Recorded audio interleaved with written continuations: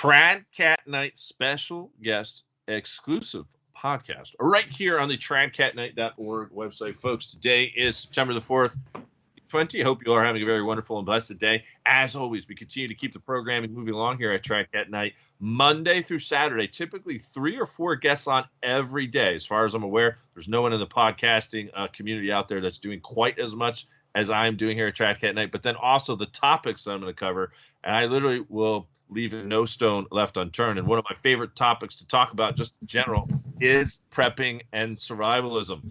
And I've been trying to do my best to learn over the years from some of the top preppers and survivalists and homesteaders from around the world, because I do believe, folks, Zach and I were just talking off air here, if you're not prepared for this great storm, as I call it, when it hits and lands, the chances of survival are going to be few and far between. I'm not saying it can't happen. Through God, all things can happen. But in general, you better be prepared. And you better be prepared for the long haul. I'm one of those guys. I'm not like 30, 60, 90 days be prepared. I'm like, you better be prepared for the long haul, years, in terms of getting your processes down, your skills down. And this is who we have on today, the program, Zach Bauer from An American Homestead, folks. Get over to his YouTube channel. It's An American Homestead, nearly 135,000 subscribers. The website is American Homestead. We're going to get to know Zach here a little bit. American Homestead, we got to get talking to Zach here and getting to know. Zach, tell us about your background, where you're coming from, where you're at, all that good stuff. How have you arrived at such great success? Listen, that's no joke, 135,000 subscribers on YouTube. Talk to me. Well, it's been a long journey, fun journey, but trying at times for sure. It's amazing. I have 135,000 YouTube subscribers, but I mean they have done so much damage against my channel. Yes. Trying to hold us back. There was times we've been locked out of our account for months. They take my avatar away sometimes. They unsubscribe my subscribers. It's demonetized a lot of our videos. So it's amazing that I've gotten to where I'm at. I would imagine I'd be somewhere probably in the ballpark of 500,000 by now if I didn't have them, on my back like a giant, annoying monkey. But so anyway, how it goes, I guess. I was born and raised in St. Louis. Went to military schools, joined the military after high school. Was in the infantry for one enlistment. And then got out, went to college, met my wife down in Florida at a church event, singles retreat. And we were together for a little over 15 years. And she passed away from cancer last November. Oh, I'm so sorry to hear that. Yeah. So, it's kind of a trying journey, but we had about 2008 when that happened. Our radar was up and looking at everything going on in the world, and we decided we wanted to move off grid, live on a homestead, live on a farm, get more rural, because we both could see what was coming. Mm-hmm. And so, all that said, we finally found a place in the Ozarks, and we moved with her parents as well, and we all live on 56 acres. Down in the very, very remote place in the Ozarks. And so that's where we are today. And we have gardens. We're all completely off grid. What you're hearing me now, my voice is powered by solar power. We do have believe it or not, we have a fiber optics line that keeps me connected to the internet. But there is no cell service out here. We are completely off grid except for that fiber line that keeps us connected to the internet. But everything else is provided by us. Our composting toilets, water collection, rain collection. We have about 5,000 gallon capacity rain collection here on the homestead. And so that's kind of it in a nutshell. Man, that's great. Yeah, 56 acres. That's no joke. My goodness, I was out here in the Ohio Valley area, and I thought, like, man, I'm gonna be top of the crop here. 10 acres. 56 acres. Man, I wouldn't be nowhere near as what you got. Now, what's with the Ozarks? It seems like an awful lot of people are moving there. Zero Hedge, a lot of these mainstream publications are talking about how people, as a result of economic instability, we're talking civil unrest now, all these riots happening everywhere. My home state of New Jersey, Alex Jones and some other websites were talking about how 7 out of every 10 movers, I guess you could put it, 7 are moving out of New Jersey. Thank goodness. I've been telling my friends and family, get out of there while you can, get off coastlines in general. But why the Ozarks? Why it's like a magnet for preppers, is it? It's a magnet for preppers, but it's also a magnet for Bible believers. You know, people who are strong in their faith. I don't know what it is about the Ozarks. There was actually someone by the name of Corrie ten Boom. You may have heard of her, and she had a prophecy years ago, and that the Father in the last days would provide a place of refuge in the Ozarks. And it was confirmed by other people. Anyway, so it seems to have manifested that way. It's so strong of a Bible believer. I went to a Chick-fil-A a couple years ago, and I could not believe it. First time I've been to a Chick-fil-A in Springfield, Missouri, and because I don't eat out a lot, and I couldn't believe on the wall of the Chick-fil-A were Bible verses and Christian music playing on the speakers. I mean, see, it's a different culture down here in the Ozarks. I know they have Chick-fil-A's all throughout the country, right? Yeah. But in the Ozarks, there's a different culture. People who are strong in their faith and who are into preparedness. And so that combined, it's just there's something amazing happening here in the Ozarks, and it's not a fluke. It's serious. And the people who live here, many of them are serious about surviving what we believe is coming. And because if you have your radar even halfway up, you can see that there's issues. And like I said, me and my wife saw the issues back in 2008 when that we thought was going to be I thought it was going to be a complete collapse. I can't believe we got out of it. And now we're seeing like we're in that same basket all over again. Yeah, my top economic guys, Zach, the Gerald Celentes of the world. I bring on Daniel DiMartino, who's been featured on Fox for Business. But the common opinion is it could happen even over the next few months, October. Maybe it's the October surprise. I don't know. World Economic Forum talking 2021, great reset. They're obviously trying to ban cash, get rid of coins. They want to move us over into this market to beast system. Not sure if you agree with that. I'm one of the rare voices. No, I do. Okay, yeah, I'm one of the rare voices in the Catholic community that have been harping that the Antichrist was right around the corner. This was about 10 years ago, and I got made fun of by other Catholics, and I mean, some Christians, I guess, but I think actually more Protestants agreed with me than Catholics, and now it's not so funny, man. Bill Gates, 0606, the tattoo identification, trust stamp, all that stuff. People are like raising their eyebrows now, like I'm not the crazy guy anymore. But I've made the argument times past, and actually just even this past week, we had one prelate in the Catholic Church. His name's Archbishop Vigano, has been speaking out against the apostasy in the church. But he made a comment the other day about, just the Christian life is like a militia. So I'm also like a Second Amendment guy. Between you and I, I'm trying to get a Catholic militia started here in the Ohio Valley area. We don't play games in Ohio with guns. But also the Christian life, tying it in with prepping. And I've always used examples, right? Noah was a prepper. How about Joseph storing 7 years worth of grain? We all parlay that into our time, 7-year tribulation. Maybe we should be a little bit more prepared than 30 days, right? Right. Talk about that a little bit. There's a lot of crossover, right? Between if you're really into scripture, you're going to see the preparedness all throughout it. And I've always said, me and my wife too, we were always said that if you push preparedness to its logical conclusion, you're going to end up on a homestead. And so that's why we're here. We started doing preparedness, little by little, bug out bags and water filters and just, cooking more at home. People don't do that today. And so you start going down that road. Eventually, you're going to find yourself on a homestead where you can be more self-sufficient. You can provide a lot more things for yourself and your family, and you can rely less on the system that's out there. And so that's what you see. You can see all throughout the scripture that line continues. And it's the cities where always the problem it happens. And you see so many of the righteous in scripture, they go out to the wilderness. They're in the wilderness over and over and over again. And so, when Abraham had to choose Lot, Lot chose the cities, Abraham chose the wilderness. And that continues all throughout scripture. Anyway, so there's a lot of you can tie into that. But yeah, I'm very much, watching what's going on financially in our country.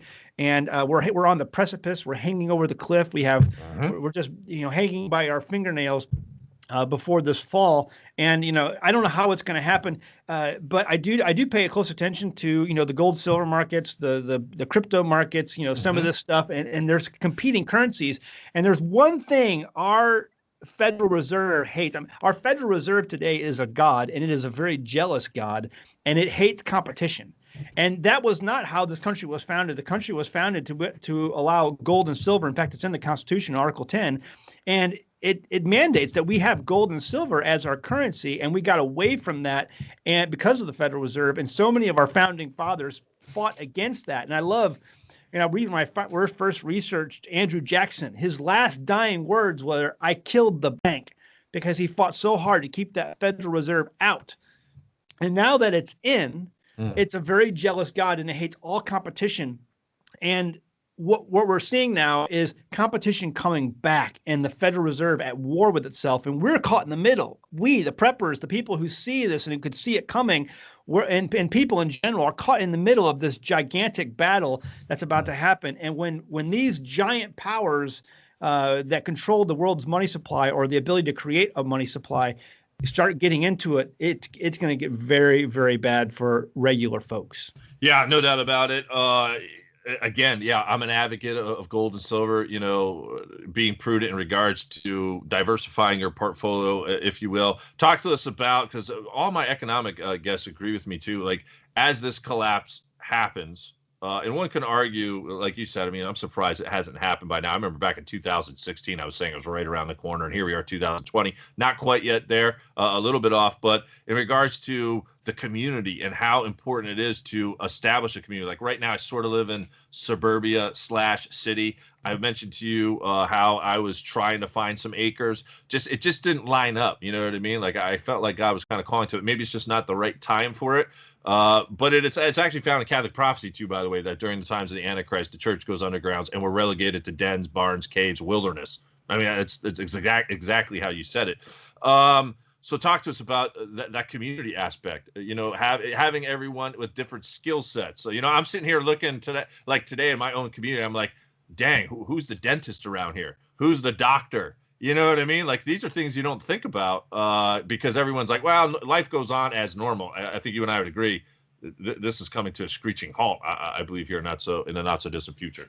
Yeah, the community, the society as a whole right now is completely broken in so many different pieces that it's hard to form a community. And so you almost have to go back again to your Bible beliefs, or beliefs you really hold spiritually true and close, because you need to find people like that who you can understand their moral compass, and it being hopefully as close to as possible is the same as yours. Obviously there's little differences, but so many people have tried, I think in the last decade or so, to form communities, like actually communities, and those fail without. I did a lot of research on this, and I was a part of one for about a year, and it ended horribly.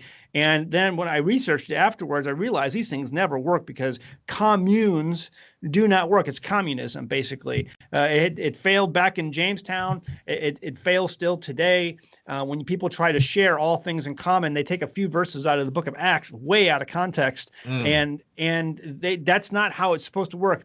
If you go back into the beginning of the Bible, you see that what is yours is yours. If I let my neighbor borrow my something, whatever it is, and he breaks it, he's to bring it back and repair it and give it back to me, because it's mine, not his. You're not to move your neighbor's boundary marker. Why? Because it's his, not yours. So we have our own possessions. That's the way it was originally set up to be. And now when you take that concept and move into a community of people who own their own little land pieces, who own their own property, and then they can share all things in common that way, but still holding true to the beginning of the Bible and how those rules are set up, then you have a lot better. And that's what we're doing here. We have a pretty good group of community people here that live nearby, and we can work and we can trade and fellowship and all of that. That's what I think what you're searching for. Yeah. And because it's real hard to find a community. They had them in Israel. They had the kibbutz for a long time, the kibbutz during the wars. When you're at war, it's real easy to live in a commune military style, setting, but because people are shooting bullets at you. But when it's peacetime in the 1970s, 1980s, when Israel began to establish peace over there, people were like in these communities, these kibbutz are looking in the cities going, wow, they guys have jobs. They have their own cars. They have their own apartments. I kind of want to do that. So they left the kibbutz. And then you had the birth of the Moshav, which is a different type of community that they have there, where people can own their own property, they can own their own cars, they can own their own clothes, they can keep some of the money they have, and those are flourishing. So we have to be very careful as we get into these hard times of not trying to build communism, little groups of communism all over, and allow people to maintain their individuality, because then you can flourish. Yeah, one of the things I've been trying to do is get out into my, whatever you want to call it, neighborhood, community, or whatnot, and trying to get everyone on board as best as possible. I mean, it's very hard to bring up some of these, difficult topics without a lot of people looking at you like, you're crazy or whatnot. It's not so crazy these days, given the headlines, though. I will say is, we're heading closer to election, and who knows what's going to happen with the election. It's much easier if you can start from the very basis beginning of having that faith, in line where their moral compass is, because then other things can be like puzzle pieces on top, layers. Yeah, we all more or less think alike. I graduated from a notable Catholic school right here, 5 minutes away. I could walk to it, and everyone around here has that like same foundation, if you will, working off of that. Although they didn't believe a lot of stuff I was saying, about the apostasy in the church and how dare you say that about the Pope and this and that. Like, well, I exposed that stuff. That's why I was hated at first. But now there's even starting to catch that. Now they're starting to think, oh, one world religion. Yeah, okay, I see where you're going with that, Eric. But in regards to that, I'm like, listen, we all, have skill sets, but we all have to begin to prepare now, because it's not going to do, like, if I'm the only one preparing out of the 100 homes around here and no one else is preparing, when poop hits the fan, they all know where I live. You know what I mean? Yeah, so if we're all on the same page, I'm not going to say there's no violence or there's not going to be any fighting. Lord knows, as long as we have men and women here, there's always going to be fights no matter what. We'll be arguing, about little stuff here and there. But trying to get as everyone on the same page as best as possible so that you can alleviate any further violence. And listen, it's human nature, right? We're sinful creatures. It's always going to happen. As you said, it didn't quite work out where you're working out. But I don't know. I'm rambling here, Zach. We're here with Zach Bauer from An American Homestead. Check out his YouTube channel, folks. A lot of great stuff there. The next question I have for you, Zach, is this. In regards to people who are trying to get out of the city right now, like, oh my goodness, I got to get out of here right now. Is homesteading expensive? I mean, do you got to have a lot of moolah to get the move on? It depends. People think you can. People think you have to have all this money and it's so expensive, I'm never going to be able to leave. And these are people who just have defeatist attitudes, and they're going to die a horrible death anyway. Guys, I have said before, you find a place, find a hole, get your family and crawl down in it, because the storm that's coming is going to make life very uncomfortable, even for the people who have the ability and have, unlimited resources, unlimited funds, unlimited supplies. It's still going to be hard for them. What's it going to be for you? So you don't need any money. You have 2 feet, you can turn, you can walk away from your job, you can walk away from whatever you have that ties you back to the world if you want.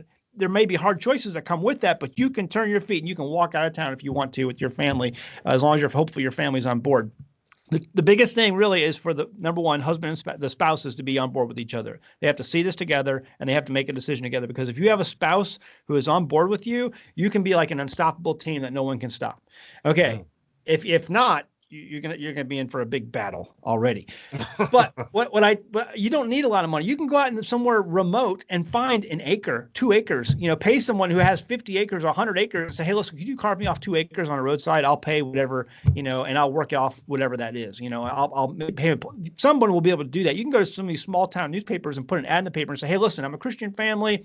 We're just a good family. I just want to sit down roots. I'm willing to pay for a couple of acres. If you can help me out, I will work out a plan. I can pay it off or whatever. But you can do it.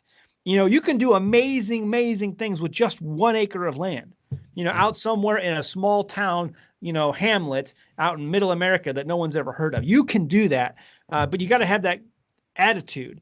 The best prep for any prepper is an attitude that I can do it. And if you have that attitude, you will do it.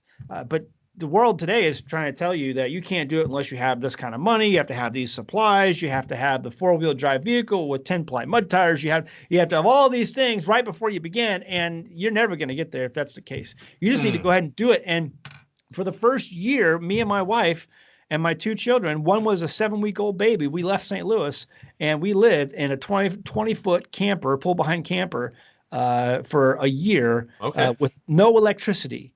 And so winter was hard, summer was hard, but we did it because we wanted it. We wanted it together. Yeah, it's a great feeling knowing that you're not a part of the system. I must admit, again, given the times that we're living in, we see this country going full-blown socialism, communism very soon. Communism's right around the corner. They're already doing that in California. The one true identifier of communism is they don't let you leave. And they're doing that now in California. They're just now passing bills where that if you've left California, we're going to start taxing you for the next 10 years based on your income. See, that's an invisible wall that they're trying to build up. And eventually invisible walls lead to physical walls. That is the first sign of communism right there. Yeah, and then UBI checks being rolled out, everyone getting used to those, $1,200 checks, and then they'll roll out social credit, and they'll basically say, hey, if you don't play according to the rules, you don't get your $1,200 check. If you don't take our mark, oh well. And so Yeah. this is why, yeah, it's all. I mean, these people are brilliant. These communists, these Luciferians. I mean, they're bloody brilliant in terms of progressing this thing along to where we're finally, that crab in the crab cage turned around like, it's it's a little too late. Now talk to us about this. Here's a good video here from 3 weeks ago. It's one of your more popular ones from the past month. Homestead failure. What's the number one reason why homesteads do not work? Well, the number one reason is the attitude. They don't have a positive attitude, or your spouse is not on board. I've seen homesteads fail, over and over again. And number one reason is because the spouses weren't on board. Like, for instance, I'll give you an example. I won't mention any names, obviously, but a couple moves out to, a rural place. They get some rural property, nice house. But their kids are not really into the whole farming. There's bugs, there's, animals. And when there's animals, there's poop, and poop brings flies and bugs. And these city kids aren't really ready to, it's just not their thing, and mom is just horrified at the fact that you have these animals now, livestock, and you have to actually butcher them to eat them. Horror of horrors. And so this is an example of not talking things through. You're going out to be more self-sufficient. You want to get a homestead, but then you realize what that entails, and it's scary all of a sudden. It's uncomfortable. It's gross. And so they had to fail. They failed, and then they moved back to the city. So it's things like that cause problems. Or, for instance, you move out somewhere in rural America because you know what's coming in these cities and suburbs, folks. And so you move out to the middle of nowhere, and all of a sudden you can't drive, 5 minutes away to get takeout. You can't go to Walmart or a grocery store that's just down the road. No. You have to drive 30 minutes, maybe more, to go just get gas, not let alone a nice store that's got everything, or takeout or something like that, or dinner out. If you're used to eating dinner out all the time and you're not used to cooking your own food and making, stuff in the kitchen, it's going to be a culture shock for you if you get out to middle America somewhere and they don't have that, and you have to start doing things for yourself more often. So these are things people don't think through, and they fail. Yeah, the McDonald's fish sandwich don't just float by in the river, right? No. you gotta catch that fish. You gotta fillet that fish, and then you gotta deal with whatever remains, that fish has left over. You hopefully put in your garden to grow food the next year. Now, as a part of your homestead, if I understand your video correctly, are you actually making money off of the fish you collect? I mean, is that part of like sort of the structure you have there in terms of income coming in? So you talking about for aquaponics? Well, yeah, we could talk about that too, because that's another area I'm starting to get into. I recently just got hydroponics, and I've been going at that pretty hard for like the last 3 weeks. Although I'm not sure, my stuff just kind of. Well, I'll save you some trouble. Okay, I did aquaponics, and I did it off grid, and off grid is hard to do aquaponics on. If you don't have a place where you can get a lot of water, because there's evaporation that takes place in an aquaponics system, especially if you have it in a very hot greenhouse, it's going to be super, super water intensive. And so I did it for a few years, and I got great success out of it for a few years, but the evaporation took its toll, and I said, you know what, this isn't worth it anymore. I'm going to go ahead and do something else. I may bring up the system partly, but it won't be near about a fourth of what I was running. I was running a very large aquaponics system off grid. So the fish, I never used it for. I used it for my own personal. Okay, gotcha. Now, in regards to hunting, are you an avid hunter? Yeah, I've hunted a lot, and I can hunt whenever I want. I mean, I have plenty of land to do that on. But I don't think I'm gonna need to hunt at all this year. I got so much sheep out there on the hoof that I'll be able to butcher a number of those this fall and winter, and I'll have plenty of meat. And I've got plenty of meat already in the pantry from past deer that I still haven't gone through. So we have plenty of meat. But if I need to, yeah, I can hunt the deer here. Where I live in the state, you can hunt over bait. So for me, it's not a sport. I'm not sport hunting. I put the corn out there. I take what I want, and then I bring them back and I put them in the freezer. And I have a solar-powered freezer to put them in. Now, in regards to the big umbrella of homesteading, do you find that you have like a niche, a certain favorite area that you kind of keep coming back to that you like to talk about? I mean, I know within the Catholic community, again, I'm sort of kind of seen as the end times guy or the prophecy guy. I mean, it's what I always kind of keep coming back to as sort of my niche. With it under the banner of homesteading, is there a favorite area that you like to talk about more than others? I mean, not really. I mean, I really enjoy talking about solar. I've basically self-taught solar. I had unbelievable expectations when I came out for solar, and I was completely wrong on all that. So what is the best solar? Because I'm actually looking into that right now, and I'm online, and there's some that's like $1,000. There's one by like Patriots.com, it's like 2,500. I mean, is there differences between the two? I mean, what's the best? What's the best route for that? The best route for this, if you want to go off grid, don't go grid tied. Don't start on grid and then try to go off grid. Number one, if the electric company comes out and hooks you up, they're not going to come out and unhook you. If you think that, you're deluded. So don't go down that road. I hear a lot of people say, "Oh, I'll start off with electricity, then I'll try to go solar. I'll try to go off grid." Can't happen. It's not even legal in some places.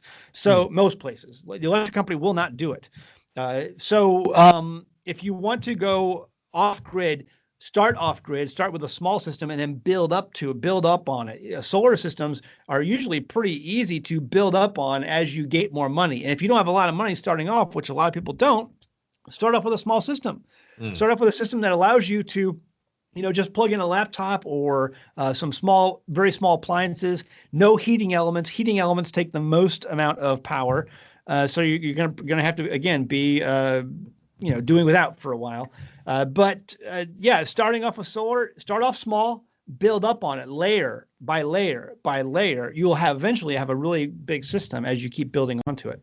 Yeah, good stuff, Zach. Now, in regards to protecting the homestead, so you have so much land. I mean, what's the concern level there? I mean, I love watching these shows on TV. I don't know how realistic they are. What's that Homestead Rescue? You ever seen that guy? I had a signed contract from Discovery Channel to be that guy. Really? Yeah, they wanted me to shave my beard, and they wanted me to do a bunch of other things before the show started filming, and I said I would not do it. And they canceled the contract, and they brought that guy on. Homestead Rescue, I mean, they came out to my house. They filmed me a number of times. We were ready to go on the season. But I tell you right now, I was very wanting to make the show more about education, and they wanted more drama and suspense, and it's all fake. It's all fake. It's all about ratings and stuff. And I told them, I said, you'll get more people to tune in if you teach them things, because people are in a state of mind where they want to learn.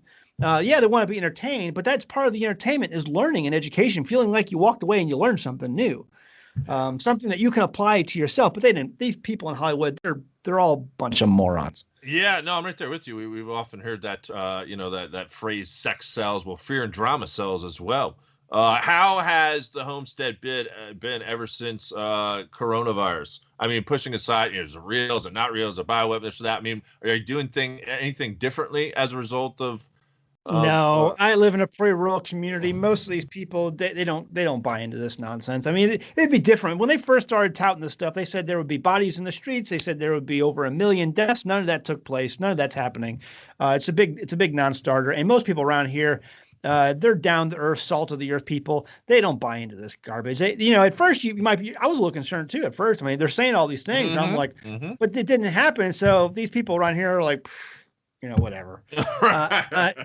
It's a bunch of nonsense. I think we've had 1 death in my county from COVID. I mean, 1 death, 1 person. It's ridiculous. This whole thing is stupid. It's a 99% survival rate. So the whole thing is a scam. And I know people are dying, but most of them all have secondary conditions, third conditions. Right. They're not dying from COVID, the majority of them. And I think if you have a very good immune system, you're going to be fine. You're going to be okay. Now, one video that kind of stood out to me, since I am currently about to work on a project. I recently got a contractor. My goodness, out here in the Ohio Valley area, it's so hard to get good help, whether it's trying to remodel your house. I mean, just to find a decent contractor out here. But I want to build a wood stove out in the backyard, right? It's one from Mother Earth News. Pretty good. I've been meaning to build this thing for years now. So I finally found someone who's going to try to put it together. Then I saw your video here, illegal wood stoves. And my goodness, this video has 266,000 views. I looked at that a second. Is that 266 views or no? 266,000. My goodness, so that must have been recirculated all over the place. What's being talked about there? Because you're talking about cost now. I want to make sure I do it like everything right. Well, yeah, that's right. That's it. Because people are discovering, it'd be great to get a wood stove, so we wouldn't have to rely on electric heat or fueled heat or anything like that. A wood stove is so cheap. There's plenty of fuel out here. Well, the problem is today the screws have been tightened so much the water in the pot is almost at boiling. You don't, and the frogs in the pot don't even know it because they go out and they decide to get a stove. And they can't get it for insurance. The insurance companies won't let them have it. The homeowners associations won't let them have it. The county ordinances, the zoning, no one allows them to have it anymore. And the only people who have them are people who are grandfathered in with these older homes. But people who are building new homes, they're coming and they're like, you know what, we really like the ambiance of a fireplace. Oh, sure, you can have that, but it's got to be gas and it's got to have this, got to have that. There's actually no real fire in it, or maybe there is, but it's very regulated and stuff. And it's nonsense. And it's all illegal now. It's all very much illegal to build a new home with these new. And so people are discovering this and they're like, man, what am I going to do? I really want a fireplace. What would I do if the grid went down? How would I heat my home? Especially people who live in like Minnesota or Michigan, Wisconsin, or Ohio, so it gets cold there. Freezing. And how are you going to do this? And they're realizing that the pot is boiling and they can't do it. It's I one of the most shocking emails I've ever gotten was someone from Ohio, and because we were discussing whether we were going to build a septic tank here, and someone responded to me in Ohio. The cost for building a septic tank was $25,000. Whoa. That was what he was quoted, $25,000 to put in a septic tank because you had to go through, number one, it was costly, but you had to pay all of the fees and zoning and permits and you had to get perk test and all this stuff that costs. And it was like $25,000 for the whole. I'm like, and I'm using a compost, and okay. I'm using compost toilets here, and so it's free basically. All I have to do is get the wood chips, which is down at the local sawmill. Not in a communist society, though. Yeah, no, I'm right there with you. I needed some masonry work done to the home that I recently bought here. One guy quoted me at like $15,000 after I got a few quotes of like, I don't know, like $5,000, $6,000. Some of these rates are just astronomical. But I'm right there with you here in the city of Steubenville. You got to jump through so many permits and loopholes that the contractors on like the outskirts of the city, they won't even come inside. They're like, oh, Steubenville, nope, never mind. I'm not coming in due to the permits and all the loopholes that you got to jump through. But I don't know. With martial law coming up, we might have to just say go for it. As bad as that sounds, because I'm also now looking into one of the things I was thinking about, Zachary. We got a few more minutes left here. Is God forbid. These communists say, okay, you're not playing by the rules, Eric. We see, you're not doing the things that you need to do in accordance with COVID. We're going to shut your power off. We're going to shut your water off too, right? Which is happening in LA, right? They're because of those parties or whatnot going out there, just shutting off people's power or whatnot. That means you ain't going to be able to go to the bathroom. So now I'm like, man, I got to start looking at outhouses, I think. You know what I mean? So I've been asking people about that. Like, what's the best one? Where do I put it? And I'm pretty sure it's going to be pretty illegal. But you know what? In a day's head, I really don't care what they're going to say. I got to go somewhere, right? I'm telling you, it's thing, in these suburbs, where people are at, it's going to be hard because your neighbors are like, you think your neighbors who are all playing along with the game and they're playing along with society's game and they're going along with it. And all of a sudden you're putting up an outhouse in the backyard. They're not going to stand for that. So I tell people, I say, get out of the cities, get out of the suburbs, get out of the metro areas. You need to find a hole, get your family and crawl down in it because there's a storm coming. And the only way you're going to survive is to get down that hole and then you can come out when it's over. The rise and falls of empires are historical throughout all of humanity. It's going to happen again. It's happening right now. Yeah, and a lot of Christians will argue we're basically the modern day Babylon. And great stuff. A lot of great similar commentary. Just recently had on Joshua Kirk, who's on that Mountain Men show. Not sure if you're familiar with him. I think I've heard of him, yeah. Yeah, he's pretty cool dude, and I just had him on recently too. But he's like kind of makes his own knives or stuff, like blacksmith. You get any of that kind of stuff? That's cool too. I do have a blacksmith. We went ahead and bought a blacksmith forge and everything, so we have that, and we have the ability to use it. Yeah. Good stuff. All right. Well, hopefully we can get you back on in October. Maybe we can head down that path as the first topic. We'll talk a little blacksmithing. That's Zach Bauer. As I mentioned, Zach, we always allow our guests some parting words, but then also what we call shameless self-promotion time. So whatever you'd like to promote for this month, please do. And hopefully we can get you back on. pay attention, do something every day. You got to do something every day. Don't sit around thinking this is going to go away. It's going to get worse, and you'll be able to sleep better at night knowing that you've done the work ahead of time. Whatever work that you've done, even if it's a little bit, but it adds up. Do a little bit every day. Get those beans and bullets and Band-Aids all stocked up because, man, it's just scary to think if you didn't have them. And if you want more information, you can find us over at anamericanhomestead.com. It's AmericanHomestead.com, or you just search for An American Homestead on Google and you'll bring up our YouTube channel. And we're there, and we'd love to have you as a subscriber, and leave a comment on our videos and participate in the conversation that takes place. And get busy. Support Zach and his work, folks. Thank you all for tuning in to Trad Cat Night special guest exclusive podcast for the September the 4th, 2020. Until next time, stay safe and God bless. Hey guys, I'm happy to introduce an American Homestead sponsor, Zervita Zeal. Now, first off, I only accept sponsors from products that I use and believe in. My family uses Zeal mainly because we want to ensure a healthy immune system. You see, it's made up of only whole food concentrates and includes no artificial colors, flavors, or preservatives. The included sweetener is all natural from fruit and the stevia leaf. It's gluten-free, it's vegan, and it's kosher. In 2018, my youngest son was involved in a bike accident that resulted in the surgical removal of his spleen, and that's an important part of his immune system. And because we live on a farm, you can guess that having a healthy immune system for our family is very important. Some of the included ingredients are beetroot, chicory root, turmeric, moringa, blueberries, cranberry, goji berry, milk thistle, ginseng, alfalfa, broccoli, and so much more. It's these natural ingredients that can easily be made into a powerful and tasty drink that my family can make and feel good about. So sign up and give it a try today. Every purchase you make goes to help the homestead so that we can continue to make great homesteading videos for you. Link is in the description below. Go ahead, give it a try.